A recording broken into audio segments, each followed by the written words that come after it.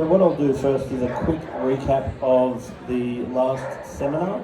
If you'd like to watch the last seminar on how to sell healthy fish, then if you just go to PIAA Aquatics on YouTube, and you can watch the last seminar. If at any point you get questions, by all means hit us up. I'll see how much of this content I can get through this time. So as a quick recap, the key to selling healthy fish is to know what a healthy fish looks like, is to create a good relationship with your supplier, to preferably have one supplier per system because that aids accountability, and to communicate well with your supplier, and to change supplier if it's not working. You want to buy on quality and service, not price, because dead fish are not cheap fish. You never buy fish for a system unless the system is running perfectly. One very, very common Groundhog Day mistake I see in the industry is that people will lose a tank of fish, they will then blame the supplier, they'll demand the supplier replace their fish, the supplier replaces their fish, and then they lose a tank of fish because they really haven't addressed what was wrong in the first place. They basically just blamed the supplier, which may or may not have actually been the reason. So it's really important to tick your own boxes and make sure that what you're doing is working before you go blaming the supplier. And I would recommend not blaming the supplier. I would recommend having a conversation, telling them what's going on, asking them their advice, and then you'll find that half the time they will offer to replace the fish if it seems that they value your relationship and that they feel respected. And a lot of the time, if they have a bad batch of fish, they'll actually tell you. They'll go, look, to be honest, those guppies weren't that good. How about I just send you another batch and we'll move on. It is amazing when you're honest with people. It is amazing how honest that they'll actually be back with you. The next thing is you need to record your dead fish. And once again, if it's not broken, you don't have to fix it. If you're really not losing fish and your tanks are all healthy and your customers are all happy, then it is very easy to get complacent, but you do need to watch that because over time, you may have staff changes, you may have condition changes, and then if you do start to see, hang on, you've got some unhappy customers, some fish are getting through the system and polluting your customers' tanks, or you're starting to lose more of your own fish, then you really want to go back to the basics again. You want to start pressing all those buttons again, recording those fish, finding out what's going on. The next thing is water testing. Fish keeping is basically 50% water quality and 50% food quality. Most food in the aquarium industry is just processed, pressure cooked crap. But when you get a good quality food, it'll usually be cold extruded or it'll be slow cooked, and it'll be much more holistic, and the health of your fish is going to be unbelievably better. As I recommended in the last seminar, which you can see on YouTube, is a lot of my job as a consultant is I go to this person's house, I look at their aquarium, and the fish look great, and I test the water, and it's terrible, and then I look in the cupboard, and I see good quality food. I can very well go to the very next house, all the fish are dying, I'll test the water, it's much better than the first house, but then I look in the cupboard and sure enough we've got bad quality food. Now it's really important that you record your water tests. There's lots of apps available now. There's also things like the spin test that will record your tests for you, but you need to have a logbook or some way of actually monitoring and recording your tests. And you need to make sure that the right fish go into the right systems. And you want to regularly be involved with an expert or experts, because it doesn't matter how much of an expert you are. Sometimes you just don't see the forest for the trees, especially when it comes to your own shop. So I've been in the industry for since '94, and I'm regularly talking with other experts. So people like Anthony Ramsey, people like Gareth Barber, and I will regularly just bounce with them what's going on. And often it's not a matter of them teaching me something. It might be a matter of them, which sometimes they do, but it might be a matter of them just reminding me of something, or just seeing something that I'm not doing because they're actually looking at it from the outside. So as far as your fish are concerned, you need to have a system that works. If you manage your fish properly and you're getting good results and your fish are happy, then that's all good. But I'm also a big believer in updating your systems every 7 years. So after 7 years, your systems tend to look pretty tired. And I can pretty much tell you that if you go and put a new system in, your sales will go up, your inspiration will go up, and your customers will re-engage. So in my belief, you set your system up with a 7-year turnaround. That's my, so many people have the same system for 20 years. And that's okay if you want to do that, but in my experience, you're always learning and you're always going, I wish it was like this. So updating it allows you to keep improving and allow your system to improve. And creating relationships with people like Gareth is really worth it. He'll go out of his way, create CAD drawings for you, and really help you to make sure that your system is as good as possible. Because if you keep improving your system, you'll tend to cut down your losses and you'll tend to cut down your time. And you'll re-inspire yourself. Now, it's really important that every system has very good surface agitation. Oxygen is absolutely key.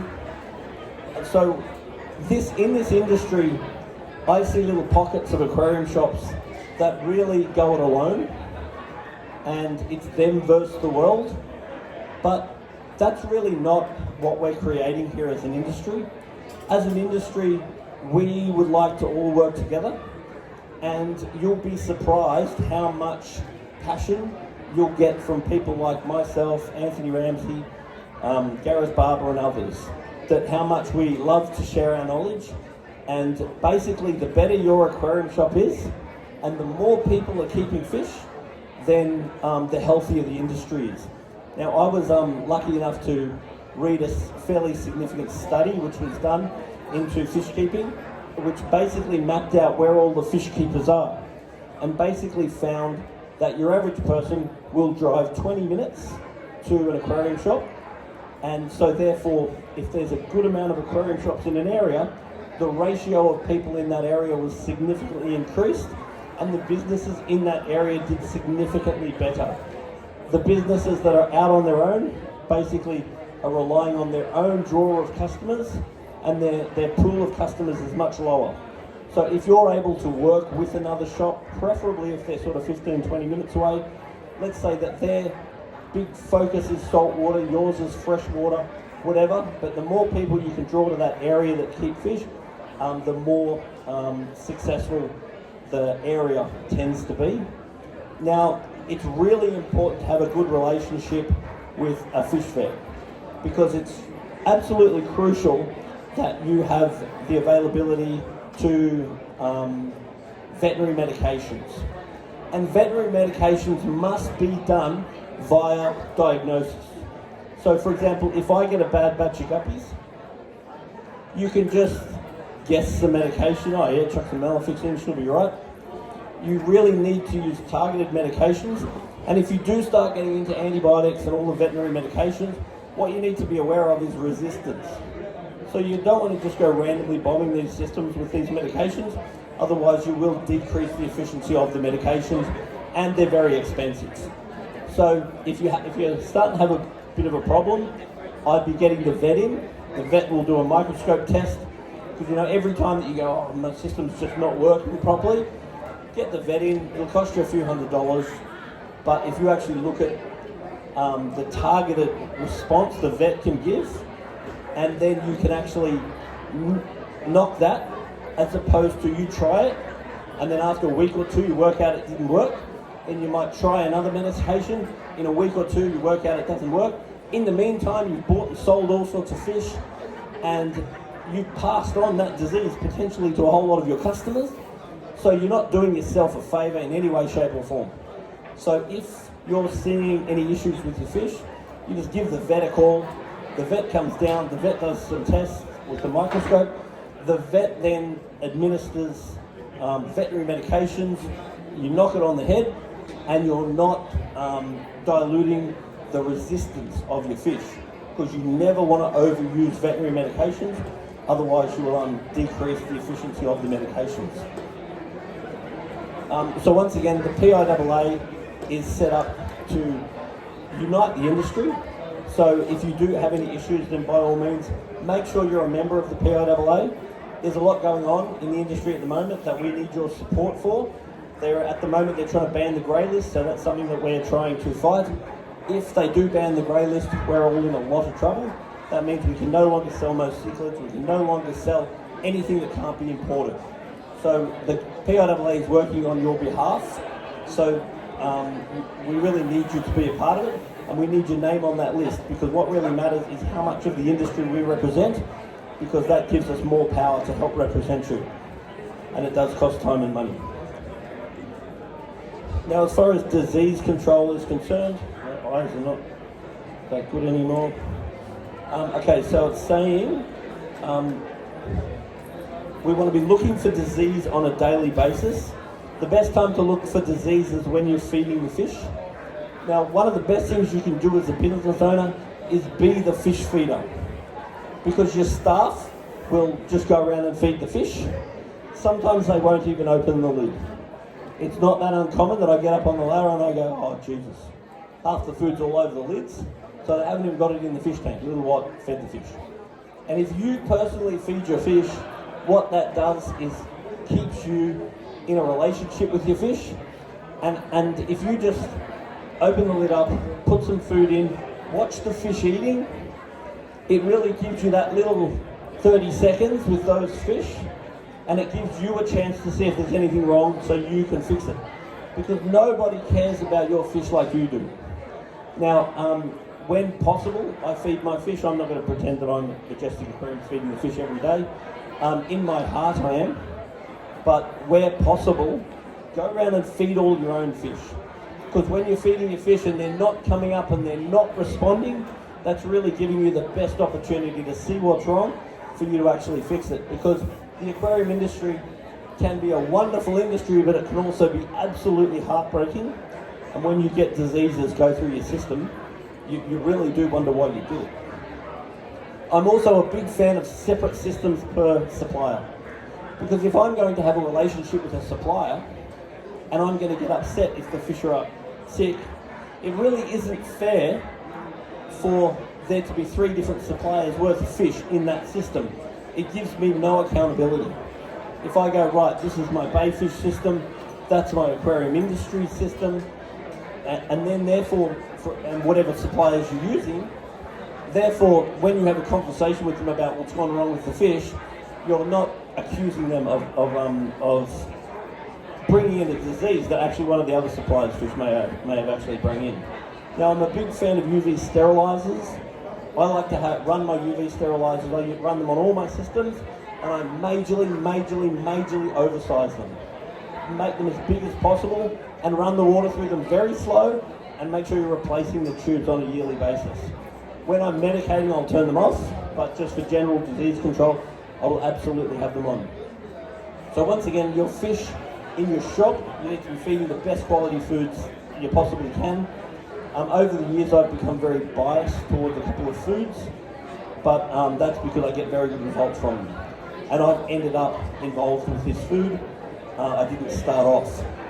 Now, it's also really important you never contaminate your systems. So you'd never want to pull an ornament out of this system and throw it in that system, or use a fish net from this system into that system. Otherwise you can bring pathogens from one system to another. Now there's various pathogens that can be in with these fish and it not be a problem, you're not seeing any issue. And then in a stressful environment like that, the worst thing you want to do is transfer pathogens from one system to another. So you need to have a net bucket where you're going to be able to sterilise your fish nets, or you just have a hook that you hook them on, and then you don't use those fish nets until they're completely dry. But most people will just dunk them in a sterilisation and make sure that they're sterilised. So I'll normally have the aquarium vet come about once a quarter, go around, do some tests in the system, spend some time with the staff and train the staff. And the vet has to come on a semi-regular basis in order for them to keep writing you those scripts. Because what you need are those scripts. Don't ever think that you can run a commercial fish system with off-the-shelf medications. It's delusional. Get yourself a relationship with a vet and get real medication, and the quality of your fish will absolutely go up. So once again, to ask for help. So many shops, I'll just stumble into a shop, I'll introduce myself, I'll start chatting to them, and I just see these same problems over and over, and people go, oh, that's just what happens. I'm like, no, that's not what happens. That's what you let happen. So in my shop, when it's well managed, when I'm buying from good suppliers, when I have a competent person looking after it, when I have the regular availability of veterinary diagnosis and medications, I don't lose many fish. And if you go through a phase where suddenly you're pulling out tank loads of fish, or you're pulling out dead fish there and dead fish there and dead fish there is no way you're going to make a profit in your business. That complacency is going to cost you all your money, and most of all, it's going to cost you your passion, and it's also going to cost you a lot of your customers.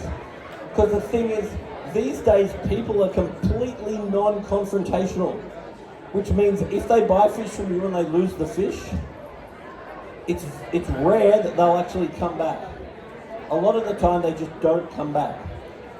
And if they have that experience a couple of times, then they're almost definitely not going to come back.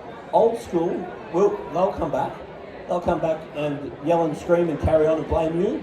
But that's not really how people are now, especially young people. Young people are much more interested in just giving you just barring you. So focusing on the quality of your fish is absolutely crucial to your business. And getting experts in on a semi-regular basis is a wonderful thing. I'll get friends of mine with as much or more experience than me, go through and go, hey look, just see if you can give us some tips. And they'll point out stuff. I mean, I've been in the industry since '94. There's not much I haven't seen, but there's a lot that I forget. I've relearned way more stuff in this industry than I've ever learned. Because the reality is, you just get stuck in a pattern and you do what you do. And then sometimes you've had an aha moment that's really revolutionized your business, but over time you've just managed to stop doing it. And then sometimes you need to have that exact same realization again. So asking for help and aligning yourself with other people in the industry is something that I absolutely recommend that everyone gets involved in. Now, I'm also very big on one person per task. So I'm really not a fan of a checklist that everyone's involved in. Now, unfortunately, sometimes that's a reality, but I really think people need to own these jobs. So giving someone ownership in a particular part of the business and rewarding the people for success is really, really important. You've got to make those people accountable and reward them for their success. Now, you've got to make sure that a system is completely ready for fish before you add new fish. The worst thing you can do is go up to your office and just go and order a bunch of fish and then just hope they're going to go in your system somewhere. It's much better to order your fish from your fish rack and you look at the tank and you go, oh yeah, some corridors that look cool in there. So choose some corridors for there. Then look at this tank and go, oh, that could do with some more barbs. Then order the barbs. I'm a big fan of order your fish to your tanks, not order your fish from a list.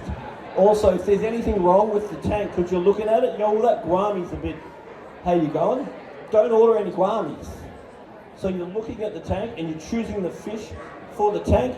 That's going to allow you to not overpopulate the tank or even underpopulate it. Because you may know that if you go to a shop and the tank's overpopulated, the fish will look wonderful, but that's assuming they're healthy and everything's good. If you overpopulate it and you do it too quickly, or the system can't handle it, then you start losing all those fish and that's really expensive. And then if you underpopulate the tank, then a lot of the fish, when there's not many fish around, they stress more, they get sick easier, and they all hide. So you can have a tank with 8 fish in it, and you can't see them. You could turn that 8 fish into 20 fish, and suddenly they're all swimming around and everyone's happy and they're stress less and they're healthier, and then you start to sell them. So just be aware that every aquarium has an optimal stocking rate. So we want to have not too many fish, and we definitely don't want to have not enough fish. Also, we've got to look at the acclimatization. Some fish are very sensitive to the way they need to be acclimatized. Other ones seem really tough. And everything comes down to, if it's not broken, you don't have to fix it. So don't get tied up trying to do every single checklist perfectly. But what you do want to do is monitor your results, and if you see an issue, if you're losing all of a particular fish, then that's what you need to get interested in, and that's what you need to change. So you need to change either the way you're acclimatizing them, the way you're buying them, or who you're buying them from. But you need to look for problems and then ask for help. So never be afraid to ask for help. So what am I doing next?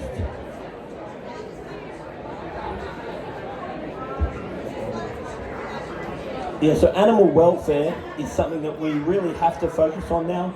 Gone are the days where we sell fish for little vases, and we really need to be looking at the animal. I don't ever want anyone buying an animal unless they understand what the fish is and what it requires, and then you never want to sell the animal unless you feel that that person knows what the fish is and what it requires.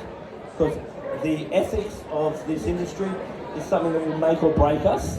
So we really need to be focusing all the time on, is this animal happy? And then the other thing that's quite interesting is, I read a study a long time ago in Reader's Digest, so it definitely must be true, that studies have been done into species of fish, and actually found that a species of fish in a appropriately sized aquarium is actually happier, healthier, lower cortisol levels, lower respiration rates, and from everything they can measure, is actually happier in an appropriately sized aquarium than they is in the wild. So we have an opportunity to keep very happy fish, providing that we give them what they actually want. Also, I'm a big fan of every time that you're talking to a customer, we recommend that they bring a sample of water and a video every time they come to see us. And particularly new saltwater customers, will really try to get them to bring their logbook as well. But the success of your business is the success of your customers. The more interested you get in making sure your customers are successful, the more they will become your advocates, and the more that word of mouth will spread. Try not to ever let a fish leave your shop if you think it's not going into the right circumstance. If you think the customer shouldn't buy fish, never adopt the philosophy, which I hear, oh, he'll just go and buy it somewhere else. If the tank is not ready, or if the fish is not right for the tank, let them go and buy it somewhere else. Because the money that you make selling the wrong animal is not worth it. And the damage that does to your business is not repairable. Because the credibility that you will get with your customers and the genuine love that they feel and see, that will come back to you 1,000 times. So if a customer's going to buy a fish, you go, hey, this fish, it's really not appropriate for your tank. Let's go look at the ones that are. And just don't sell them those fish. And even though they might go around the corner and buy that fish, it really isn't appropriate. And you'll sleep better at night, and your business will be better by making sure that you don't let fish leave that shop unless they're going into the right position. It'd be like selling someone a Great Dane and you know they live in a 2-bedroom apartment. You know, you can make the money, that's fine, but it really isn't in the best interest of the animal. We really need to be in a position now where we're selling our fish with the welfare of the fish as our very first consideration, because that's how we're going to grow the industry, and that's how we're going to make sure that we don't have problems. So I don't know if you guys know, but there's groups available that are out there now, basically out to shut down the pet industry. They believe that we don't have the right to keep animals. They believe that that fish in a tank, no thanks. So what we don't want to do is give them any ammunition. We need to promote the welfare. We need to promote never dump these fish, and it's really important to have a rehoming program. So at Majestic Aquariums, any time that someone says, I've got this fish I want to get rid of, they'll usually say, oh, how much will you give us? We'll say, hey, look, we really don't pay for fish, but we will rehome it for you. Most people just bring them down anyway. So it's a great way to get yourself some free stock, but at the same time, what you're doing is making sure that person isn't going, and you're just dumping it in a natural waterway, which obviously is much more of an issue for Queenslanders than Victorians, but depending on the species. So we want to encourage the fish to come back to your shop, and that allows us to be responsible for their fish instead of releasing them into any natural waterway. So a lot of your business is about respecting your fish, respecting your team, respecting your customers, and then you'll find that it's absolutely wonderful as far as your business is concerned. Now, once again, I really believe that everyone should join the PIAA, because it's together that we're going to fight these issues. Like, you may not know, but that there was a proposal to put all of the fish on the Great Barrier Reef on the CITES list. So things like that, the PIAA are involved in to try and make sure those things don't happen. There's various quarantine reviews in at the moment, which once again the PIAA is there to represent you. And if any of these things go wrong, which certainly they have in the past, and there's lots of examples such as Hawaii, they closed Hawaii for absolute politics. There was no ecological reason whatsoever. Those fish were not in danger, and they closed it for government, for political ideology. So we could lose our industry just like that. Now, if you haven't heard of the Aquarium Care 101 course, I'd really recommend that you do it, get all your staff to do it. It's actually really good. So this was done in coordination with the aquarium vet, and what we've done is provided a water quality course which anyone can do for free. So if you've got a person that's thinking about working with you, if they're like, oh, Jason, can I have a job? You go, okay, get this link, go and watch this and pass the test, and then come back and see me. Bring me your certificate. And they can print out a little certificate, their mum will be very proud, and then they can give it to you and go, hey, look, I did pass it. So that way, at least it's a little screening process, so you know that that person's at least taken the hour or whatever it's taken them to actually pass the test, and you know that at least they've been exposed to the basics of fish keeping. The aquarium vet has other courses that you can go on and pay for, which are more advanced, and we are, as a PIAA, we're actually trying to do everything we can to empower the industry and to try and make sure that the shops that we represent are selling healthy fish to environments that the fish belong and are suited to. So if you want to learn more as well, I am the Aquatic Director and Vice President of the Pet Industry Association, and I'm available for anyone that needs me. I'm very easy to get hold of, either through the Pet Industry Association or paul@majesticaquariums.com.au. I'm very passionate about building a bigger industry. I have a lot of vested interest in the industry, and most of all, it's been my passion. So since grade 5, that's when I started keeping fish. I pretty much committed my life to fish. All my life, all I've ever wanted to do was work in fish and be a rock star. I play in bands, but unfortunately, not everyone knows that I'm a rock star, so that hasn't really worked out for me. But fish has definitely been something that I very much enjoy, and I love to share that with you. So also go onto the PIAA Aquatics YouTube channel. We've got lots of videos there. Some of them are actually good. And if you send me an email, I'm going to look at putting a page up on the PIAA website of the videos that I suggest you watch. And these sorts of things are really great to help to streamline the training of your team as well. So the key to have a good aquarium shop is basically constant improvement. You want to just keep improving and keep improving. And the way that you keep improving in reality is your team. So I have team members that have been there for 20 years, 12 years, 8 years. I have some staff that they're really, really good. And the way that I keep these staff is you want to keep training them and you want to keep rewarding them. So if you get someone looking after your fish room and they're doing a really good job, you need to keep rewarding that person. Because a lot of the people in the industry that work in the industry, they feel like it's a dead-end job. And if they're in a situation where there's not a path, then it will be a dead-end job. But actually it doesn't have to be a dead-end job, because you need to create that path. Because I can tell you now the value of some of my team that are highly trained, highly engaged, and they are, let's say, KPI'd up, meaning that when they do a great job and they get great results, they earn more money.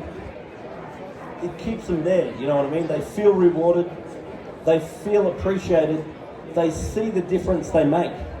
And to me, I'll have this person doing this section, and I will reward and acknowledge and make sure that they're financially benefiting from that hard work. Then this person does that. I see other shops, and this little guy does that and that and that and that and that and that and that. He's not really, he's just doing a little bit of everything. He's got no ownership in anything. And there's no reward or path for that person. So I think it's really important to sit down with your staff, and you need to understand what it is that makes them tick, what it is that inspires them, because ultimately, if you have a company, they are your power. So keep training them. Once again, the PIAA is trying to make this as easy as possible for you, and on a one-on-one level is really how it works best. I've been very involved in the last 30 years with other shops and helping to train other shops, and basically when the engagement's there, you really see the results. And it's really important to record. You need to record the results. So like, for example, if you've got someone that's running your fish room, you need to be relaying back what percentage of the business that is, for example. So they need to know where they're at and where they go to. Like, let's say that you're a pet shop and aquarium is 8% of the business. You need to play a game with your fish guy, which is, how do we make 8% be 12%? What's in it for them? What strategies can they use to get 8 to 12? And what rewards do they get for getting 8 to 12? Then next year, the game becomes, how does 12 go to 15? So putting these little games in place, you'll find that the team member will be much more engaged. You'll find that they'll be much more rewarded. They'll be much more interested. But if you don't set targets, and if you don't involve your team in trying to create strategies and trying to get goals, I promise you, you'll lose them. Whereas if you go back to your shop and sit down with every person, and you want to get them to help you create the aims. So you say, hey, look, let's make this better. What do you see? When the team member goes, hey, you know what? Let's try and make that better. Then make that your priority. Because in my business, a lot of the time that I spend is actually doing all the stuff that my staff don't want to do. I clean out fish ponds, I move fish tanks, and I actually end up doing the things that they don't want to do. Because if you want a good team, then you have to lead from the front. You can't be one of those guys that gets, the old days are gone, where you just tell them what to do and they do it. You've got to give them, I believe, you've got to give them responsibilities. You've got to let them see their own progress. you've got to monitor their progress, and then they need to be rewarded for that actual progress. So once again, talking to each other is really how we inspire each other, and I think this event is hopefully the first in a whole new tradition. In the old days, like the 2000 plus, the expo was the highlight of the year. Right now, this is the first one we've had in like 8 years or something like that. But now that the expo's back, if everyone can start engaging with it again, for about 10 years of my life, the PIAA Expo was my holiday. It was the only time I could justify getting away from my business, and we all became great friends, and it was a completely tax-deductible holiday that I could justify. I look forward to it all year. It was like Christmas. And then all the people in the industry end up becoming your friends, you know? And having an industry that plays together, stays together, you know? If we all work together and we have the common goal of getting more fish keepers. Now, thanks to various surveys that we've had available to us, some of the information available to us through the pet show, some of the information available through the Animal Companion Guide, we as an industry have the best opportunity for growth in any other industry you'll ever find. The reason being is that there are so many people that want to keep fish, but they don't. And the reason why they don't is not even real, it's a myth. A lot of people keep fish because they think it's more expensive than it has to be, so that's not even true. A lot of people don't keep fish because they think it's harder than it has to be, and a lot of people keep fish because they think it takes up more room and time than it has to. So once again, a few mountain clouds or a Simon's fighting fish in a small filtered aquarium is not hard and it's not expensive, and that gives them the bug, and then they join our hobby, and next thing you know, they want a bigger tank and a bigger tank. So anyway, thank you very much for coming to the show. Thanks for your attention. If you'd like to watch this video again, or the previous version of this, because I've got to wrap up, then make sure you go on the PIAA Aquatics YouTube channel, and on that channel you'll find lots of other great content. And the main thing that I guess I want to say is that you're not alone. There are very passionate experts that would love to help you be more successful, but join the community, join the PIAA, and let's make this industry awesome.